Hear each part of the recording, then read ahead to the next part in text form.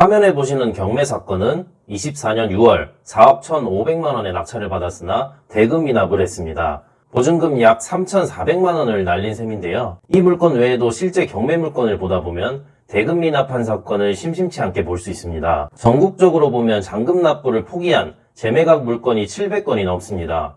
왜 힘들게 경매 낙찰 받아놓고선 포기를 하는 걸까요? 오늘은 대금 미납을 하는 대표적인 6가지 사례를 소개해드리겠습니다. 경매 처음 하시는 분들은 도움이 되실 겁니다. 영상 후반부에는 경매를 안전하게 하는 방법까지 소개해드릴 테니 영상 끝까지 시청해주세요. 울산에서 경매로 내 집 싸게 사고 싶은 분들 아래 고정 댓글 참고해주세요. 그럼 구체적인 사례를 살펴보겠습니다. 첫 번째, 권리분석 실패입니다. 가장 많은 실수 유형이라 볼 수 있습니다. 특히 선순위 임차인을 확인하지 못한 경우인데요. 화면 보시는 물건은 울산 무거동에 소재하는 빌라 경매 물건인데요. 24년 8월 7,990만 원의 낙찰을 받았으나 대금 미납을 했습니다. 법원 매각 물건 명세서를 보면 임차인이 신고되어 있는데요. 보증금은 1억 3천만 원입니다. 전입, 확정, 배당 요구까지 한 임차인입니다. 중요한 건 전입일을 보시면 2014년 4월인데요. 최선순위 권리, 즉 말소 기준 권리인 2015년 7월 압류일자보다 빠릅니다. 즉 앞서 7,990만 원에 적어서 낙찰을 받았다고 하더라도 1억 3천에서 7,990만 원을 제외한 약 5천만 원의 미배당 보증금을 임차인에게 줘야 하는 겁니다. 더군다나 이 물건은 배당 순서가 빠른 세금까지 걸려있기 때문에 미배당 보증금은 더 커질 수밖에 없습니다. 여러분들은 입찰 전에 법원 매각 물건 명세서를 통해 권리상 하자가 있는지 꼭 확인해 보시길 바랍니다. 두 번째는 고가 낙찰인데요. 말 그대로 입찰 금액을 높게 적어서 결과적으로 남는 게 없는 경우입니다. 예를 들어 세양청구 아파트가 경매 물건에 나왔다고 가정해 보겠습니다. 급매물이 3억에 있는 것을 보고 낙찰가를 2억 7천에 받고 엄청 좋아했습니다. 하지만 낙찰받고 알고 보니 시중에 나와 있던 급매물은 올수리 매물이었고 경매 물건은 완전 기본집이었던 것입니다. 그럼 2억 7천에 낙찰받은 것을 올수리를 한다면 수리비용만 3천만 원이 넘는 것을 파악했습니다. 그래서 어쩔 수 없이 입찰 보증금을 포기하는 거죠. 이런 실수를 예방하려면 경매 물건에 대한 시세 조사를 꼼꼼히 하셔야 합니다. 경매 물건 수리 상태도 꼼꼼히 확인하셔야겠죠? 경매 물건 내부는 확인하기 어려운 거 아니야? 이렇게 말씀하실 수도 있는데요. 맞습니다. 제 경험상 현장 조사 때 공손하게 점유자를 대한다면 내부를 보여주시는 분들도 계십니다. 물론 모두가 그런 건 아니겠죠. 내부를 볼 수 없다면 외부 샤시라든지 대문, 옆집 이웃분을 통해서 최대한 수리 상태에 대한 많은 정보를 얻으셔야 합니다. 도저히 수리 상태를 모르겠다? 그러면 보수적으로 기본집으로 가정하고 입찰가를 선정해야겠죠. 다음은 물리적인 하자입니다. 말 그대로 경매 물건에 대해 하자가 있는 경우입니다. 대표적으로는 누수가 있습니다. 낙찰을 받고 부동산을 인도를 받았는데 집안에서 누수를 확인한 경우인데요. 이건 참 난감한 경우입니다. 물론 적은 비용으로 공사를 해서 누수를 해결할 수 있다면 가장 좋겠지만 누수라는 게 한 번의 공사로 잡는 게 쉽지가 않습니다.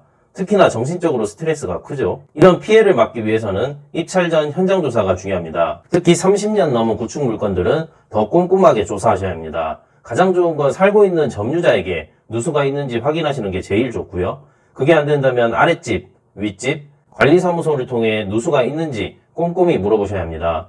저 역시 실제 현장 조사를 하면서 누수가 있어서 입찰을 포기했던 적이 여러 번 있었습니다. 그 밖에도 화재로 인해 집 내부가 엉망이 된 집, 불법 증축 같은 문제도 있는데요. 앞서 말씀드렸듯이 현장 조사, 법원 서류, 건축물 대장 확인 등 꼼꼼한 조사를 하셔서 혹시나 하자가 있는지 확인하셔야 합니다. 경매는 10번 잘해도 한 번의 실수로 큰 돈을 잃을 수가 있습니다. 네 번째는 대출 문제인데요. 대출이 생각했던 것만큼 안 나와서 어쩔 수 없이 입찰 보증금을 포기하는 경우입니다. 제 경험상 무주택자분들은 그런 경우가 없었는데요. 주택이 있으시고 기존 담보대출, 신용대출이 많으신 분들은 문제가 되는 경우가 있었습니다. DSR 제도 때문인데요. DSR 제도란 쉽게 말해 기존 소득, 기존 대출을 보고 대출 한도를 조정한다는 뜻입니다. 쉽게 말해 소득 많아? 대출 많이 해줄게. 소득 적은데 기존 대출 많아? 그럼 대출 많이 못 해줘. 이런 식인 거죠. 그래서 제가 드리고 싶은 말씀은 기존 주택이 있는데 대출까지 많다. 이런 분들은 입찰 전에 본인 대출 한도를 꼭 확인해 보시고 입찰하시길 권해드립니다. 다음은 입찰 금액 실수인데요. 말 그대로 입찰 금액을 잘못 적은 경우입니다. 저도 실제 법원 입찰장에 가보면 이런 분들이 은근히 많이 계십니다. 예를 들어 1억을 적으려고 했는데 잘못해서 10억을 적는 경우입니다. 그럼 저희가 10억을 납부를 할 수가 없잖아요. 그래서 울며 겨자 먹기식으로 입찰 보증금을 포기하는 거죠. 보통 입찰 당일날 급한 마음에 입찰표를 써서 실수하는 경우가 많은데요. 특히 법원 입찰장은 주차가 부족한 곳이 많기 때문에 시간에 쫓기는 경우가 많습니다. 이걸 방지하시려면 입찰 전에 입찰표를 미리 적으시는 것을 추천드립니다. 그리고 다른 지인분들께 금액을 내가 맞게 적은 게 맞는지 한번 체크를 부탁을 드리는 것도 좋은 방법입니다. 다음은 집행정지입니다. 집행정지? 생소하실 수 있는데요. 실무에서는 종종 일어나는 사례입니다. 저도 2번 정도 겪은 것 같은데요. 어떤 거냐면요. 경매 낙찰을 받았습니다. 낙찰을 받았는데 전 소유주의 개인회생 절차로 사건 자체가 집행정지되는 경우입니다. 개인회생 절차로 사건이 정지가 되면 법원에서 연락이 오는데요. 입찰 보증금을 다시 돌려받아서 낙찰을 무효할 건지 아니면 판결이 날 때까지 기다릴 건지 선택권을 줍니다. 이게 보통 사건이 중단되는 게 개인회생 판결 관련해서 집행정지가 되는 경우가 많은데요. 통상 개인회생 판결이 나야지 잔금 납부를 할 수 있습니다. 보통 개인회생 판결은 6개월에서 1년까지 걸릴 수 있습니다. 낙찰자 입장에서는 판단을 잘해야겠죠. 기다리는 게 나을지 아니면 낙찰을 무효화하고 보증금을 빨리 받는 게 나을지 상황에 따라 잘 판단하셔야 될 것 같습니다. 이렇게 경매 실무에서 자주 일어나는 대금 미납 사례 6가지 사례를 알아봤습니다. 이렇게 경매에 대해 위험한 사례들을 듣다 보면 나 경매 관심 있었는데 좀 막막한데? 신경 써야 될 게 왜 이렇게 많아? 물론 처음 경매하시는 분들 입장에서는 이렇게 생각하실 수 있습니다. 어느 분야건 처음엔 뭐든지 생소하고 어려우니까요. 경매 역시 마찬가지입니다. 경매 역시 하다 보면 익숙해지고 쉬워지기 마련입니다. 그럼 경매를 어떻게 시작해야 하나? 막막하신 분들께 제 경험을 토대로 한번 말씀드려 보겠습니다. 저도 직장 생활을 할 때 늘 고민이 있었습니다. 월급만으로 이게 내 집 마련 가능한가?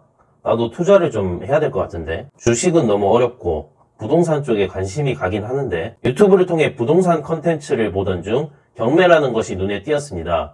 그래서 경매를 한번 공부해 봐야겠다 싶어서 도전해 봤습니다. 처음에는 책을 통해 공부를 했는데요. 시중 유명한 경매 관련 책을 보면서 공부를 했습니다. 책을 보면서 경매 용어라든지 절차는 조금 익숙해졌는데요. 그래도 얼른 실제로 도전해 봐야지 라는 용기는 없었습니다. 그래서 경매 관련 강의도 봤었는데요. 강의를 통해 실제 낙찰 성공 사례도 보고 실패 사례도 보면서 경매에 대한 감을 점점 더 익혀나갔습니다. 그런데 실제로 경매에 입찰을 하려고 하니 두려움이 몰려왔는데요. 혹시나 실수해서 내 돈 잃지 않을까? 나중에 명도할 때 사람 안 나가면 어떡하지? 오만 걱정이 생기면서 입찰 시도조차 못했었습니다.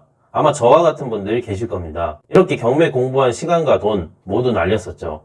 그러던 중 퇴사 후에 우연한 기회로 경매 컨설팅 회사에 취직하게 되었는데요. 경매 컨설팅 업무를 하면서 책에서 나온 이론과 실제는 다른 부분이 많구나 라는 걸 느꼈습니다.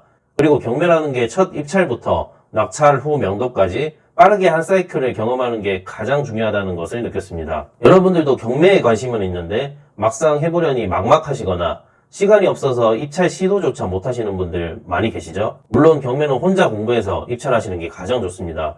하지만 그렇지 못한 분들도 많이 계시죠? 그런 분들을 위해 제 경매 컨설팅을 소개해드리겠습니다. 우선 저에 대해 간단히 소개해드리겠습니다. 저는 33회 공인중개사인데요. 20년도부터 지금까지 약 400회 입찰 경험을 했고요. 60건 모두 시세보다 저렴하게 낙찰에 도와드렸습니다. 현재는 유튜브와 울산 경매 밴드를 운영하고 있고요. 국내 최대 경매 사이트인 옥션원과도 협업 관계를 유지하고 있습니다. 최근 낙찰 사례를 빠르게 소개해드리겠습니다. 25년 3월에 낙찰을 받은 물건인데요. 낙찰가 4억 7,430만원, 현재 네이버 최저가 5억 1,000만원부터 나와 있습니다. 시세 대비 약 3,500만원 저렴하게 낙찰에 도와드렸습니다. 다음은 25년 4월에 낙찰에 도와드린 물건인데요. 낙찰가 1억 2,880만원, 네이버 최저가 1억 6,500만원, 시세 대비 약 3,600만원 저렴하게 낙찰에 도와드렸습니다. 다음은 25년 5월에 낙찰을 도와드린 물건인데요. 낙찰가 3억 690만원, 네이버 최저가 3억 4천입니다. 시세 대비 약 3,300만원 저렴하게 낙찰을 도와드렸습니다. 경매가 아니면 이렇게 싸게 사기 쉽지 않을 겁니다. 제 경매 컨설팅 절차를 간단히 소개해드리겠습니다. 우선 제 경매 밴드에 가입하셔서 입찰을 희망하시는 물건을 찾습니다. 물건을 찾으셨다면 저한테 전화하셔서 상담 예약을 하시면 되는데요. 아래 고정 댓글 상세 페이지에 절차는 나와 있는데요. 상담 시 좀 더 자세하게 진행 절차를 설명해 드릴 겁니다. 그 후 계약서를 작성하는 형식입니다. 낙찰 후 대출, 등기 등 전반적인 모든 업무를 도와드립니다. 의뢰비용 50만원은 낙찰 한 건 성공할 때까지는 계속 도와드릴 겁니다.